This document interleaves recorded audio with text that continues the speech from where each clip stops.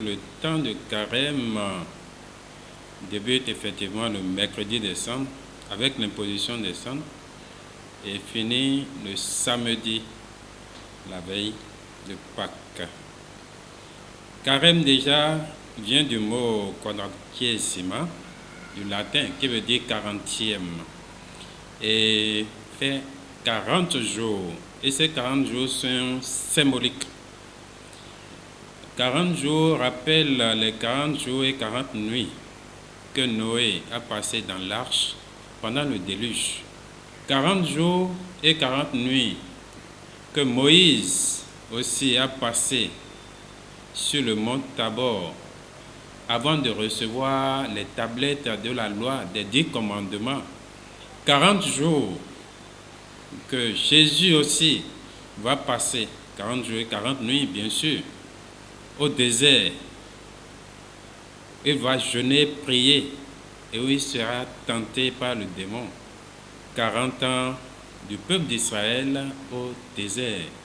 Donc le chiffre est symbolique et rappelle bien des histoires. Cela nous ramène aussi dans nos us et coutumes en Afrique. Il y a des cérémonies qui demandent 40 jours de préparation et puis le 40e jour, le 41e jour, il y a une célébration. On appelle ça Azan Kane Nukuno Koto. Ce n'est pas seulement chez les Juifs, ce n'est pas seulement dans le peuple juif, c'est aussi chez nous. C'est très symbolique. Donc 40 jours là pour préparer.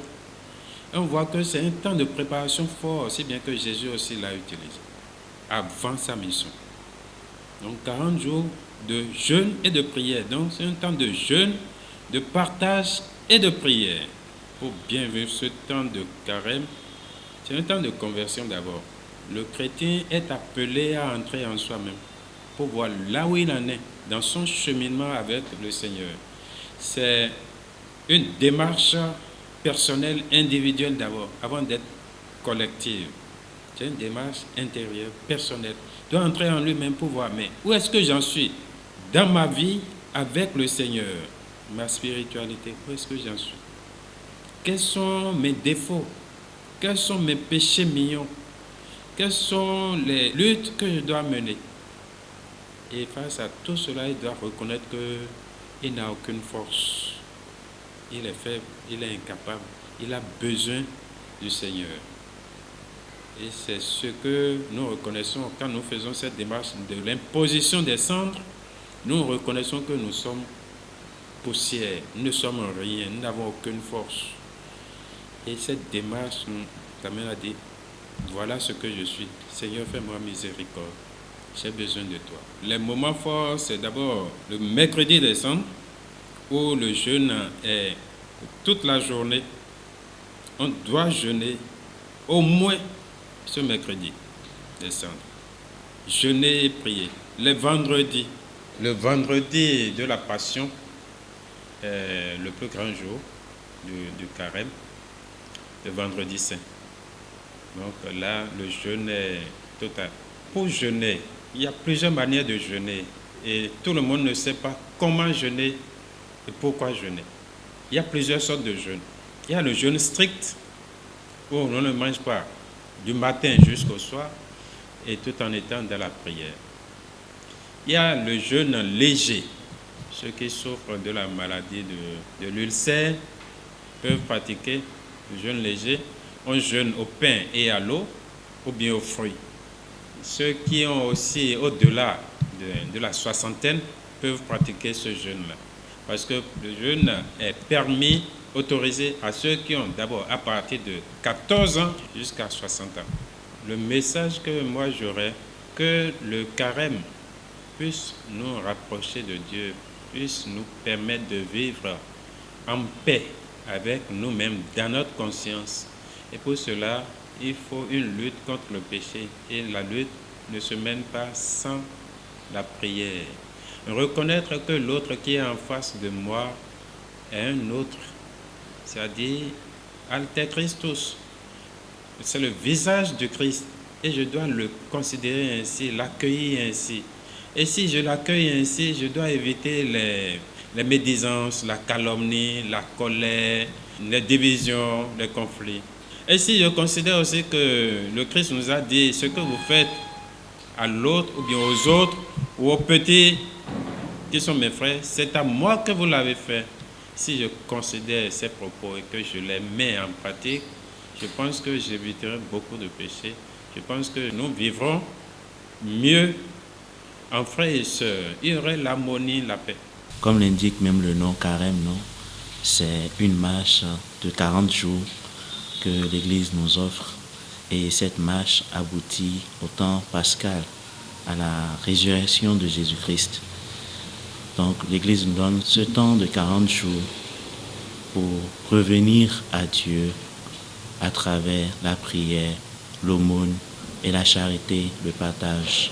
40 jours de jeûne, 40 jours de prière, 40 jours de charité pour montrer notre amour à Dieu et notre amour pour nos frères. Le mercredi des cendres, c'est ce jour-là qui ouvre la marche pour ce temps de carême. Et les fidèles chrétiens reçoivent la cendre au fond avec cette phrase « Tu es poussière, tu retourneras poussière ». Ce geste vient nous montrer d'abord notre faiblesse en tant qu'homme. Nous sommes poussière, nous retournerons à la poussière. Et la poussière, c'est dit notre abandon aussi à Dieu. Voilà, c'est aussi un signe de conversion. Plusieurs passages dans la Bible, prenons l'exemple des Ninivites. Lorsque le prophète Jonas leur a annoncé la conversion, ils se sont enduits de cendres pour pouvoir revenir à Dieu. Donc c'est ce rite-là que l'Église célèbre le premier jour de carême pour rappeler d'abord à l'homme sa faiblesse et l'amener à se convertir. Pendant ce temps de carême, il y a les chemins de croix. Ce sont des exercices de piété populaires qui nous permettent de nous rapprocher de Dieu, de demander pardon pour nos fautes, pour nos manquements. Et pendant ce temps qui va aboutir sur la semaine sainte, à part le mercredi saint, qui est un jour primordial, où l'Église nous demande d'ailleurs de jeûner. Et il y aura la semaine sainte, qui est le point d'orgue de ce temps. Et durant cette semaine, nous aurons plusieurs célébrations. Déjà, d'abord le dimanche des rameaux et de la passion du Christ, le Christ qui entre à Jérusalem et qui est accueilli par le peuple avec ovation. Mais cela aboutira plus tard avec les célébrations de la semaine sainte. Il y a la messe chrismale, qui est cette messe qui réunit l'évêque, son presbytérium, ainsi que tous les fidèles laïcs. C'est au cours de cette messe que sont bénites les huiles qui serviront pour les sacrements, le Saint-Crème, l'huile pour les malades et puis l'huile des catéchumènes.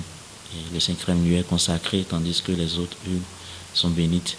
Il y aura le vendredi saint, le grand jour où nous commémorons la passion du Christ lui-même, le samedi saint qui sera la veille pascale et le dimanche de Pâques également. Donc pendant tout ce temps, l'Église nous donne des moyens pour vivre vraiment intensément le temps de carême. Et il s'agit notamment de la prière, de l'aumône, de la charité, comme je l'avais dit. Mais cette prière s'exprime à travers les exercices de piété et surtout la fréquentation des sacrements, notamment le sacrement de l'Eucharistie et le sacrement de la réconciliation, lieu où Dieu nous offre vraiment son pardon. Parce que le pécheur, lorsqu'il reconnaît sa faute, il vient demander pardon à Dieu. Et le lieu par excellence où nous recevons le pardon de Dieu, c'est le sacrement de pénitence. Le temps de carême, il ne faut pas le voir comme un temps de difficulté ou bien un temps dur. C'est un temps de joie puisque nous marchons vers Pâques, qui est le sommet même de notre foi, la résurrection du Christ. Saint Paul a dit, si le Christ n'était pas ressuscité, vaine serait notre foi. Bien vivre ce temps, d'abord le considérer comme un temps de joie, un temps où nous nous rapprochons de Dieu. Et si nous devons faire quelque chose, c'est manifester plus notre amour à Dieu et manifester encore notre amour à nos frères et sœurs en humanité. Et c'est pas des petits gestes dans notre vécu, pas des gestes héroïques, mais des petits trucs. L'amour, le pardon, éviter au maximum d'enfreindre les commandements. S'asseoir d'abord au début de ce temps pour dire comment je veux vivre ce temps on nous parle du jeûne, mais le jeûne, cela ne concerne pas forcément la nourriture. Il y a certes la privation du repas, mais on peut aussi décider de se priver de des choses qui nous éloignent de Dieu. J'insulte, je veux me priver de l'insulte, Seigneur. Et puis on demande la grâce à travers la prière. Toutes les petites fautes, les péchés que nous commettons chaque jour, nous pouvons jeûner de cela aussi et demander la grâce de Dieu à travers la prière. Donc redoubler d'ardeur au niveau de la prière. La charité aussi, la charité, l'amour envers le frère, aller au secours des autres. C'est un temps où nous nous privons de certaines choses pour aider les autres. Il ne s'agit pas de ne pas manger le matin et de rattraper le soir. Non. Mais ce dont je me prive, je l'utilise pour les pauvres, les démunis, ceux qui n'ont rien. Le petit geste de charité, la prière, l'accent sur la prière et le jeûne de tout ce qui nous entraîne dans le péché.